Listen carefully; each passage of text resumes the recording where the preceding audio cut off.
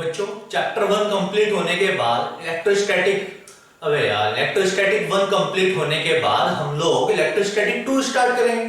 Simple तो है। Chapter 2 से आज स्टार्टिंग कर रहे हैं हम लोग। चैप्टर 2 का नाम क्या है? Electrostatic potential and capacitance. बहुत सिंपल सा चैप्टर है और आप लोग, मैं आशा करता हूं कि आप लोग बहुत अच्छे से परफॉर्म करोगे इस चैप्टर में भी। चैप्टर 1 हम लोगों को सब कुछ आता है, तो चैप्टर 2 में बचा ही क्या है? कुछ भी नहीं।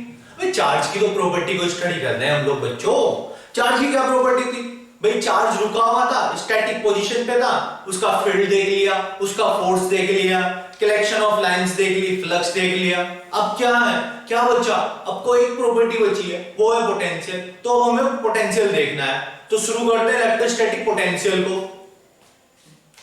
बच्चों पोटेंशियल में ना, चलो थोड़ा सा फंडामेंटल खेलते हैं फिजिक्स के अंदर। आज फंडामेंटल भी खेलते हैं थोड़ा सा चैप्टर 2 में।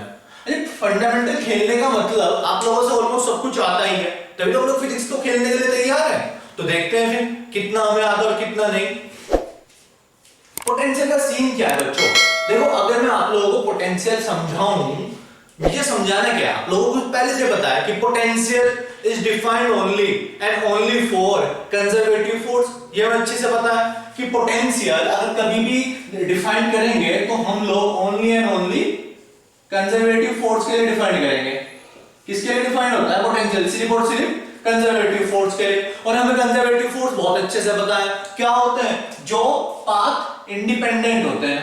कैसे होते हैं? पाथ इंडिपेंडेंट होते हैं। फिर ये तो हमें सारी चीजें पता है, अरे तभी तो आप लोग जीनियस हो।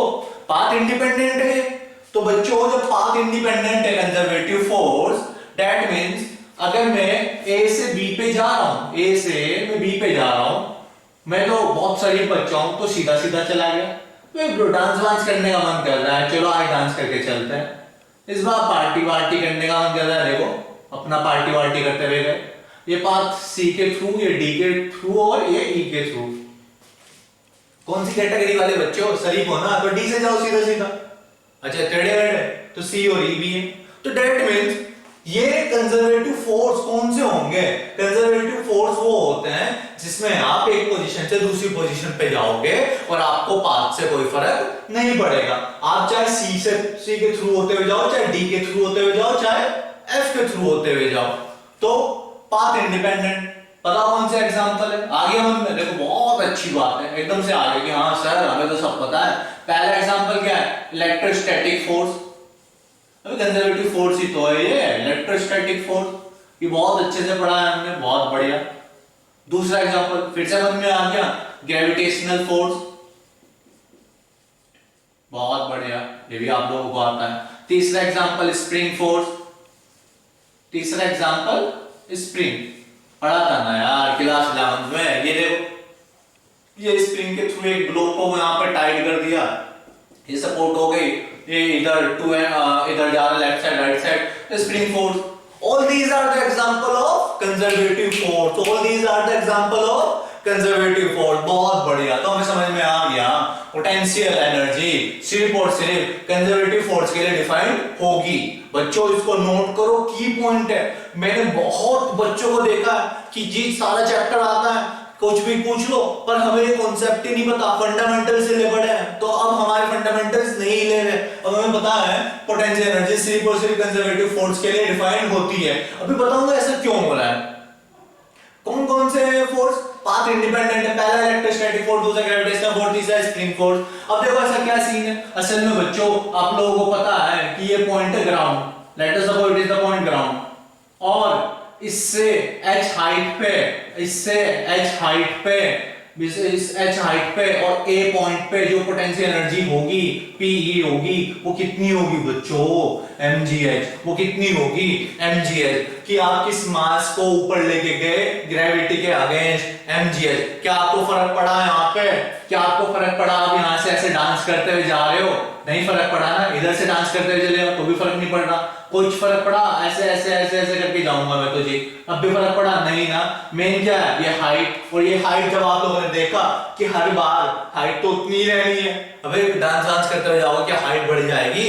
अपने घर के ग्राउंड फ्लोर से आप लोग छत पे जा रहे हो, फर्स्ट फ्लोर पे, सेकंड फ्लोर पे, आई नो अंबानी हो, थर्ड फ्लोर फोर्थ फ्लोर पे जा रहे हो तो भी क्या हाइट चेंज हो जाएगी, डांस वांस करते हुए जाओ, गाना गाते हुए जाओ, बन जाओ आज ही हनी सिंह, क्या कोई फर्क पड़ेगा? हाइट उतनी रहेगी ना। दैट मीन जब हाइट उतनी है और हमारी पोटेंशियल एनर्जी mgh होती है तो इसका क्या मतलब है? इसका मतलब है बच्चों, it is independent from the path, it is independent from the path. अब हमें समझ में आ गया कि सर कुल मिला के यहाँ पे एक ही चीज है कि पोटेंशियल एनर्जी सिर्फ और सिर्फ कंजर्वेटिव फोर्स के लिए ही एप्लीकेबल है। अगर आप लोग फ्रिक्शन की बात करो, नॉन कंजर्वेटिव फोर्स, आओ चलो देखते हैं फिर non conservative force, non conservative force, non conservative force, non conservative force कौन सा होगा? फ्रिक्शन। नॉन कंजर्वेटिव फ्रिक्शन क्या होता है? अबे घर की सरफेस पे चलोगे तो बिल्कुल नहीं होगा, ज्यादा प्रॉब्लम नहीं होगी। मैं अभी उबड़ खाबड़ सड़क पे लेके चलता हूँ, फिर देखो मैजिक, फ्रिक्शन बहुत ज्यादा बढ़ जाएगा। दैट मींस पाथ पर डिपेंड करता है ना, फ्रिक्शन पाथ पर डिपेंड करता है। अगर पाथ पर डिपेंड कर रहा है तो हमें समझ में आ गया इस ए पॉइंट से बी पॉइंट पे जाने में अगर आप ऐसी सरफेस फ्रिक्शन लेस पे जाओगे, स्मूथ सरफेस पे जाओगे, किस पे? स्मूथ पे, तो फोर्स अलग होगा। थोड़ी सी रफ रोड पे जाओगे तो फोर्स अलग होगा। और अगर बहुत ही खतरनाक रोड से जा रहे हो, उबड़ खाबड़ है बहुत, तो ज्यादा जो फोर्स फिर अलग हो जाएगा। दैट मींस वहां पे पोटेंशियल एनर्जी आप डिफाइन ही नहीं कर सकते क्योंकि वहां पे फोर्स ही अलग अलग टाइप के लग रहे हैं। अब तो आ गया ना यार, हाँ ना बोलो। चलो अब पोटेंशियल ये हमें समझ में आ गया फंडामेंटल्स। अब मैं आप लोगों को पोटेंशियल समझाता हूं। वैसे तो बच्चों हमें पता होना चाहिए कि सिर्फ और सिर्फ एक पोटेंशियल, सिर्फ एक पॉइंट का पोटेंशियल कभी डिफाइन ही नहीं होता, बट जबरदस्ती फिर भी हम लोग डिफाइन करते हैं। अभी देखते हैं कैसे डिफाइन होगा, बस एक सेकंड रुको। देखो बच्चों, ये ए पॉइंट है और इसके लिए मुझे पोटेंशियल डिफाइन करना है। फर्स्टली तो ऐसा कभी पॉसिबल नहीं होता कि किसी एक सिंगल पॉइंट के लिए आप पोटेंशियल डिफाइन कर लो। सेकेंडली हम लोग फिर भी जबरदस्ती कोशिश करेंगे इसको डिफाइन करने के लिए, और जबरदस्ती करने का मतलब कुछ एजम्पशंस करके चलते हैं। चलो मैं आप लोगों को समझाता हूं पहले, फिर देखते हैं क्या सीन है। देखो मैं एक चार्ज लेता हूं, चार्ज मैंने आप लोगों को बहुत पहले समझाया था, कीवर्ड। वो कीवर्ड क्या था कि पूरे इलेक्ट्रोस्टैटिक में हम लोग एक कीवर्ड लेके चलेंगे, that is the unit positive test charge. अबे यार क्यों भूल जाते हो बार बार? आप लोग लिख लो ना उसको, यूनिट पॉजिटिव टेस्ट चार्ज। जब भी हमें पोटेंशियल एनर्जी जब भी हमें इलेक्ट्रिक फील्ड डिफाइन करनी होती थी, जब भी हमें कोई भी लाइन ड्रॉ करनी होती थी, तो हम लोग रेफरेंस इसका लेके चलते थे, यूनिट पॉजिटिव टेस्ट चार्ज। क्यों यूनिट पॉजिटिव टेस्ट चार्ज क्यों लेके चलते थे? आप लोगों को मैंने समझाया था क्योंकि पॉजिटिव टेस्ट चार्ज यूनिट कैसा है, ये इसका खुद का इतना छोटा है कि इससे किसी को कोई फर्क नहीं पड़ेगा। टेस्ट चार्ज ऐसा लिया जिससे किसी को कोई फर्क ना पड़े, मतलब कोई ऐसा कि हम लोग किसी दूसरे के लिए डिफाइन कर रहे हैं और इसको लाने के बाद उस दूसरे पर कोई फर्क ना पड़े, इस वजह से यूनिट पॉजिटिव टेस्ट चार्ज लेके चलते हैं हम लोग। तो अब मैं बताता हूं आप लोगों को ए पॉइंट का पोटेंशियल डिफाइन करना है। बहुत सिंपल है, इस पॉइंट इनफाइनाइट से, इस पॉइंट इनफाइनाइट से इस यूनिट पॉजिटिव टेस्ट चार्ज को ए पॉइंट तक लाने में जो भी वर्क डन किया गया होगा, सिंपल ना, उस वर्क डन को ही हम लोग पोटेंशियल बोलते हैं इस ए पॉइंट का। अबे क्या था? कुछ भी नहीं था ना। आप लोगों को आ गया इसका मतलब। इनफाइनाइट से लेके यूनिट पॉजिटिव टेस्ट चार्ज को इस पॉइंट पे, कौन सा पॉइंट जिस पे पोटेंशियल डिफाइन करना था, उस पॉइंट तक लाने में जो भी वर्क डन किया गया है, उस वर्क डन को ही हम लोग पोटेंशियल बोलते हैं। किसका? उस पॉइंट का जिसका आप लोगों को डिफाइन करना था। तो देखो फॉर्मूला क्या होगा, VA is equal to work done, कहां से किया गया? इनफाइनाइट से। कहां तक किया गया? ए पॉइंट तक। किसको लाने में? यूनिट पॉजिटिव टेस्ट चार्ज को। समझ में आया? अबे यार अब तो आ गया ना, ये तो हमें जाहिर सी बात है, हमें पहले से ही पता है, ये हमें पहले से ही पता है ना बच्चों कि यूनिट पॉजिटिव टेस्ट चार्ज को, एक कूलम्ब चार्ज को इनफाइनाइट से लेके इस पॉइंट किसी पॉइंट तक लाने में जो भी वर्क डन किया गया होगा वो उस पॉइंट का इलेक्ट्रोस्टैटिक पोटेंशियल कहलाएगा। ये क्लियर है? बहुत बढ़िया। इनफाइनाइट, फिर बात है कि सर इनफाइनाइट क्यों लिया? A B C D E F G H I इतने अल्फाबेट्स है, why we select only infinite? असल में बच्चों यहाँ पे हम लोग U इनफाइनाइट को जीरो मान के चलते हैं। हम लोग रेफरेंस, मैंने भी क्या कहा, जबरदस्ती डिफाइन कर रहे हैं। जबरदस्ती डिफाइन करने का मतलब क्या है कि आपने जो रेफरेंस पॉइंट लिया उसको मैंने जीरो मान लिया, तो इनफाइनाइट मैंने पोटेंशियल जीरो मान ली। अब यहां से यहां तक लाने में कुछ फर्क ही नहीं पड़ रहा। अब क्लियर हुआ? अच्छा दूसरी बात, किसी चीज के अगेंस्ट तो ला रहे होंगे क्योंकि वर्क करना पड़ रहा है एक्सटर्नल, तो यहां पे कहीं पे चार्ज रखा हुआ होगा, सोर्स चार्ज रखा हुआ होगा ये।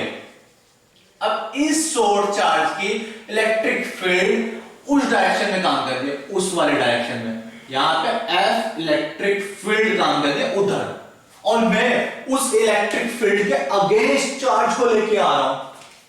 मैं चार्ज को एफ एक्सटर्नल इधर लगा रहा हूं ना बच्चों। अच्छा एक चीज बताओ, ये क्यू चार्ज है पॉजिटिव, वो क्यू नोट चार्ज है पॉजिटिव, तो क्या ये क्यू उस क्यू नोट को रिपेल करेगा उधर की साइड? दैट्स व्हाई मैंने एफ इलेक्ट्रिक फील्ड कर दिया कि उधर की साइड भेज रहा है। पर मैंने एक्सटर्नल फोर्स लगाया, क्यों लगाया? क्योंकि मुझे उसके अगेंस्ट लेके आना है, तो एक्सटर्नल फोर्स इनफाइनाइट से ए तक लेके आया मैं चार्ज को, तो उस वर्क डन को हम लोग कैसे डिफाइन कर रहे हैं? पोटेंशियल। अब तो क्लियर हुआ? डेफिनेशन देखो, अभी मैं डेफिनेशन लिखता हूं आप लोगों के लिए क्योंकि आप लोगों को एग्जाम में भी लिख के आना है डेफिनेशन। तो बच्चों डेफिनेशन बहुत सिंपल है, electrostatic potential at any point, किसी भी पॉइंट पे, ए पॉइंट पे देख रहे थे ना हम लोग, तो किसी भी पॉइंट पे electrostatic potential in the region of electric field, अभी समझाया था, देखा आप लोगों ने डेफिनेशन में आया ये word, in the region of electric field. Source charge रखा हुआ था, इसकी वजह से इलेक्ट्रिक फील्ड अपोजिट डायरेक्शन में थी, उसी के अगेंस्ट लेके आ रहा हूं मैं। अबे वर्क करना है ना, तो वर्क किसी के अगेंस्ट भी तो होगा वर्क, तो इज इक्वल टू, देखो ध्यान से सुनो, electric potential at any point is equal to, electric potential किसी भी पॉइंट का इक्वल होगा, किसके इक्वल होगा? Amount of work done, amount of work done के in bringing a unit positive test charge from infinite to that point. Simple तो है बच्चों, इनफाइनाइट से लेके इस पॉइंट तक का इस पॉइंट का पोटेंशियल निकालना है, इनफाइनाइट से लेके यूनिट पॉजिटिव टेस्ट चार्ज को इस पॉइंट तक लाने में जो भी वर्क डन होगा उसी को इलेक्ट्रोस्टैटिक पोटेंशियल कहते हैं। सिंपल डेफिनेशन हो गई, electrostatic potential work done upon charge, यहां बताते हैं W infinite A upon Q not. यहां पे हम लोग इनफाइनाइट पे कितनी मान के चलते हैं? Potential energy zero. बहुत बढ़िया, ऐसा यूनिट क्या होगी? वोल्ट, वोल्टेज की, पोटेंशियल की, पोटेंशियल डिफरेंस की। अब ऐसा यूनिट बचपन से रटी रहती है, क्लास 10 में पढ़ाई जाती है। क्या है voltage unit? Volt, potential, potential difference. अबे यार इतना सिंपल तो है, क्या है? वोल्ट। नॉर्मल यूनिट देखते हैं, वर्क डन किस में होता है? जूल में। चार्ज किस में होता है? कूलम, तो जूल पर कूलम। क्लियर? क्वांटिटी कैसी है? स्केलर। क्वांटिटी कैसी है? स्केलर। डायरेक्शन से कोई फर्क नहीं पड़ता। बहुत बढ़िया। अच्छा डायमेंशनल फॉर्मूला चेक कर लेते हैं, क्या देखना है हमें? डायमेंशनल फॉर्मूला फटाफट से देखते हैं। आई नो आप लोग स्मार्ट हो, वर्क डन का हमें बचपन से रटा रहता है, बचपन का मतलब क्लास 11 से, ml2 t-2 क्या रटा रहता है? नहीं, चार्ज। चार्ज का क्या मतलब है बच्चों? अबे यार चार्ज का क्या मतलब होता है? Current into time, current into time. क्या हमें याद नहीं है? Q इक्वल टू IT, याद है ना हमें? फिर तो ml2 t-2 और ये क्या हो गया? AT, तो कितना आ रहा है? ml2 t-3 A-1। Dimensional formula आ गया ना? बहुत बढ़िया। इलेक्ट्रोस्टैटिक पोटेंशियल डिफरेंस बच्चों, अब मैंने आप लोगों को भी बताया था कि पोटेंशियल किसी एक पॉइंट के लिए डिफाइन करना प्रैक्टिकली सही नहीं है। आप लोगों को बताया था ना, हम लोग पोटेंशियल डिफरेंस डिफाइन कर सकते हैं प्रॉपर तरीके से, पोटेंशियल नहीं किसी एक पॉइंट का। हालांकि हम लोग इनफाइनाइट को कंसीडर करते हैं कि इनफाइनाइट पे जीरो हो गए पोटेंशियल एनर्जी, उसके रेफरेंस को लेके डिफाइन कर देते हैं उस दूसरे पॉइंट को। बट प्रॉपर वे क्या है कि हमें ए पॉइंट गिवन है, बी पॉइंट गिवन है, तब मैं पोटेंशियल डिफरेंस बताऊं। इज इट क्लियर बच्चों? तो ये प्रॉपर वे है। तो पोटेंशियल डिफरेंस देखो, ये P पॉइंट है, ये Q पॉइंट है, और यहां पे जाने के लिए तीन रास्ते हैं, path 1 P1, path 2 P2, path 3 P3। तो बच्चों यहां पे मैं दिख रहा है कि Q पे एक बहुत प्यारा सा बच्चा है, आप लोगों में से कोई एक, वो सीधे सीधे चला गया। अब तुम लोगों के दोस्तों ने तुम्हें बहुत प्यार से समझाया कि नहीं बेटा ऐसे नहीं, घूम फिर के चलता है। तो डांस वांस करते हुए पाथ 1 से आ गए। अगले दिन नया दोस्त था, अभी उसने कहा कि क्या पाथ 1 से जाते हो, चलो मैं और अच्छा घुमाता हूँ, पाथ 3 से चलते हैं। तो हमें पता है क्या है ये कंजर्वेटिव। कंजर्वेटिव का मतलब पाथ से इंडिपेंडेंट है, आप चाहे कोई से भी रास्ते से आ जाओ, कोई फर्क नहीं पड़ता। अब देखो डेफिनेशन देखो, electrostatic potential difference between 2 point P and Q is equal to, किसके इक्वल होगा, work done by an external force, किसी एक्सटर्नल फोर्स के थ्रू वर्क डन किया गया, moving a unit positive test charge, unit positive test charge को move करने में against the electrostatic force from point Q to P, Q से P के आगे लेके आने में along the path between these two point, किसी भी पाथ के थ्रू, एनी पाथ। अब देखो VQ VP क्या है, electrostatic potential at Q point पे और V पॉइंट पे। अबे Q पॉइंट पे VQ, P पॉइंट पे VP इलेक्ट्रोस्टैटिक पोटेंशियल हो गया। तो डेल्टा V का मतलब क्या हो गया बच्चों, डेल्टा V का मतलब होगा फाइनल माइनस इनिशियल। Q से चले ना, फिर Q से चले P पे फाइनल पहुंचे, तो फाइनल क्या होगा VP माइनस VQ। तो VP minus VQ equal to delta V equal to WQP। कहां से Q से P पे लेके आए अपॉन Q नॉट। इसमें इसको ध्यान रखना बच्चों, मैं आप लोगों को फिर से रिपीट कर रहा हूं, ये ध्यान रखना कि जब हम लोग देखो ये पॉइंट है A, ये पॉइंट है B, ये पॉइंट है B, अगर मैं जब A से B पे आ रहा, A से सॉरी B से एरो की B से A पे है ना, तो B से A पे आया तो वक्रन कहां से कहां किया जाए, B से A अपॉन Q नॉट, किसके इक्वल होगा, फाइनली कहां पहुंचे आप VA, कहां से चले थे VB, ये डेल्टा V है। आ गया।